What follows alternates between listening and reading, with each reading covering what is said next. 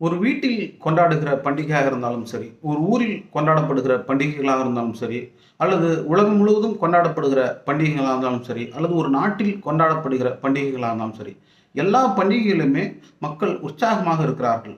ஏன் என்று நாம் சிந்தித்து பார்க்கிற பொழுது, ஒவ்வொரு பண்டிகையும், ஒவ்வொரு நிகழ்வையும் நாம் மனிதர்கள் நினைவிலே வைத்துக் கொண்டிருக்கிறார்கள்.